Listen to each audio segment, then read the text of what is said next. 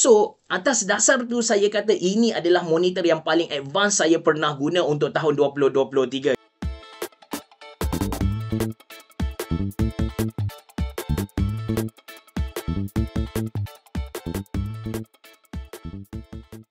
Assalamualaikum warahmatullahi wabarakatuh. Selamat datang ke channel YouTube Mona Lisa. Anda bersama saya Ashraf Jeffrey dan yes, monitor yang ada dekat kanan saya adalah monitor yang paling advance saya pernah tengok atas muka bumi ni. Bukan nak exaggerate, bukan nak hyperbola, tapi Titan Army M34E7R ni betul-betul letak satu benchmark yang baru untuk sebuah monitor modem high-end gitu. Dia macam kalau kau nak buat monitor gaming modem high-end untuk bangsawan, kau kena follow step aku ni. Ada dua feature yang mereka tambah dan combination antara dua feature ni membuatkan monitor ni advance gila. Nanti saya cerita dengan lebih detail, tapi sebelum tu jom kita tengok dia punya physical design exterior macam mana. Perkenalkan, Titan Army M34E7R, sebuah ultrawide gaming monitor dengan resolution 2K, saiz dia bulky, berat dia dalam 12 kg. Jadi jangan sesekali anda letak di atas meja lipat kenduri kahwin, boleh patah bai. Design dia bukan putih-putih melati, ada sedikit warna kelabu gitu, dan dari belakang elemen gaming memang terserlah lah. Dekat stand ni ada headset holder yang berwarna merah dan dekat bawah ada satu hook untuk kita masukkan kabel-kabel macam kabel management punya aksesori lah. Dan ada dua light bar kiri dan juga kanan, mereka branding kan sebagai ambient lighting. And yes, ambient lighting is the right term untuk dua LED ni, sebab kita akan letak monitor ni berhampiran dengan dinding. Jadi pantulan yang dikeluarkan, pantulan cahaya yang terhasil dari ambient lighting Titan Army M34E7R ni akan baiki mood persekitaran kita. That's why ambient lighting adalah istilah yang tepat. Kemudian dia punya stand ni memang besar gila sebab nak support monitor yang berat. Kalau nipis confirm goyang punya. Lepas tu apa yang menarik dekat stand dia ni, ada satu tempat untuk kita charge smartphone kita secara wireless. Dia ada wireless charger dekat sini. The idea is like macam kita nak guna komputer kita, kita ambil smartphone kita ataupun kita punya TWS yang support wireless charging, kita letak di atas ni, kita guna komputer kita, kita boleh charge device kita tanpa perlukan sebarang kabel. Idea dia macam tu. Tapi ini bukanlah feature yang paling advance dekat Titan Army M34E7R. Yang tu nanti saya cerita kejap lagi. Seterusnya tentang flexibility. Kita boleh laras ketinggian monitor ni. Ini benda yang paling penting sebab nak pastikan postur badan kita berada dalam keadaan yang betul bila kita guna dia, so kita tak rasa sakit dekat tulang belakang kita. Kemudian kita boleh laraskan dia, kita boleh dongakkan dia ke atas macam ni dan kita boleh pusing.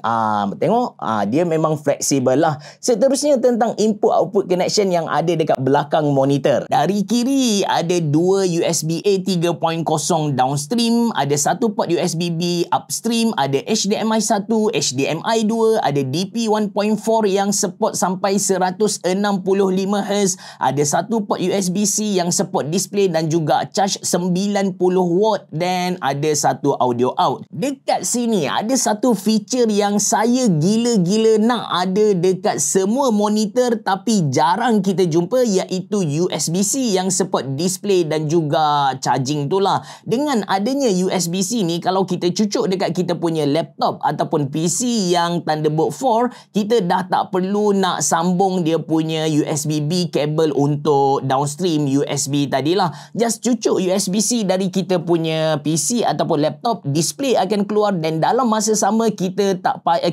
boleh guna USB port yang ada dekat monitor ni. Tak perlu kabel tambahan punya. Jadi setup kita akan kelihatan lebih kemas. Alright, tentang navigation pula, dekat bahagian bawah kanan monitor ni ada satu analog stick, yang mana dengan analog stick inilah kita boleh control OSD Titan Army M34E7R. Kalau anda pernah tengok on screen display mana-mana monitor Titan Army, anda akan familiar dengan interface OSD Titan Army M34E7R ni. Border-border ataupun bingkai dia warna hijau, status semasa monitor monitor ada dekat bahagian atas, sub menu ada dekat belah kiri. Apa yang saya boleh kongsikan dengan anda, Titan Army did a great job untuk dia punya setting ni sebab sangat-sangat user friendly and straightforward. Semua setting berada di bawah sub menu yang betul. Katakan kita nak adjust brightness ataupun contrast monitor ni, kita pergi ke picture setting, dan katakan kita nak main dengan local dimming ataupun freezing ataupun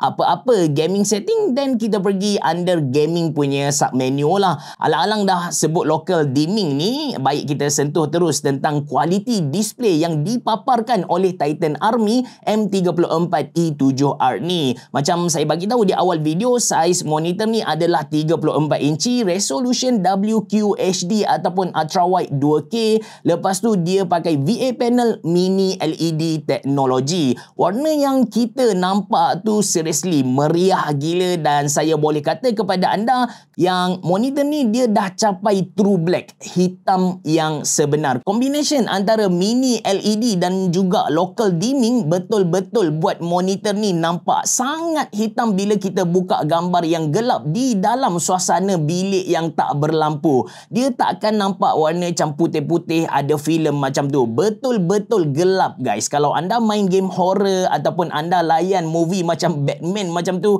seriously anda akan nampak objek ataupun video yang sangat-sangat cantik. That's why kita kena berterima kasih di atas gabungan antara local dimming dan juga mini LED ni. Lawa gila. sRGB monitor ni 99%, DCI-P3 dia 94% dan Adobe RGB 94%. Sangat-sangat bagus kalau anda nak guna untuk editing gambar dan juga editing video. Nak buat color grading, insya-Allah dia punya warna tu tak lari jauh dengan warna yang dipaparkan dekat YouTube nanti. Lepas tu monitor ni dia pun dah support HDR 1000. So seriously anda tak perlu nak risau langsung dari segi kualiti display. Saya garanti kepada anda tengok anda akan puas hati gila. Let's say dalam satu gambar tu ada tempat ataupun spot yang warna putih gila terang yang overexposed, dan di bahagian yang lain ada satu warna hitam yang gelap gila. Jangan risau, semua warna yang ada dekat monitor ni jelas, dia takkan terpengaruh dengan exposure yang tinggi dengan black yang tinggi, black yang rendah di bahagian satu lain. Semua warna dapat tunjuk warna sebenarnya dengan baik.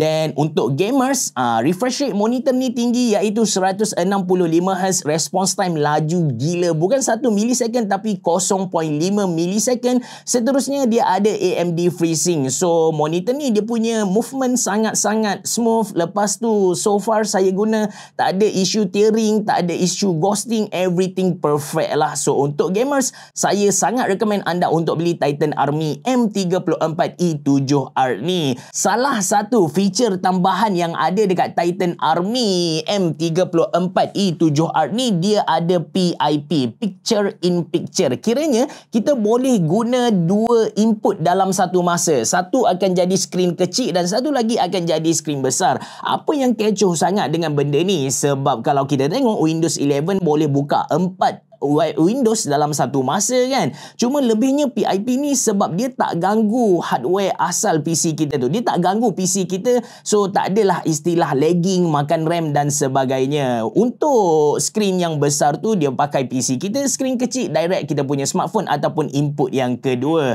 So ini dia punya extra feature. Tapi yang betul-betul menyebabkan monitor ni saya panggil dia monitor yang paling advance adalah dua feature ni. Dua feature ni pun dia combine dua, barulah saya nobatkan dia sebagai the most advanced gaming monitor untuk 2023 or even untuk 2024. Yang pertama, monitor ni dia datang dengan satu soundbar yang sedap gila. Normally mana-mana monitor yang saya review yang ada built-in speaker dia tu macam lepaskan batuk di tangga, kualiti hampir gila, cukup untuk backup audio dia flat, tak sedap langsung. Tapi untuk Titan Army M34E7R, saya garanti kepada anda anda, audio dia sedap gila. Audio level dia tinggi, kemudian dia punya bass kuat, dia punya treble pun okey sangat-sangat lah. Ini yang pertama. Tapi belum cukup lagi sebab dia datang dengan feature yang kedua. Dia datang dengan built-in 4 biji mikrofon dan mikrofon dia ni ada active noise cancelling. Okey guys, ini audio yang anda akan dapat kalau anda record audio menggunakan built-in microphone Titan Army M34E7R. Audio dia memang sedap gila, lengkap dengan active noise cancelling.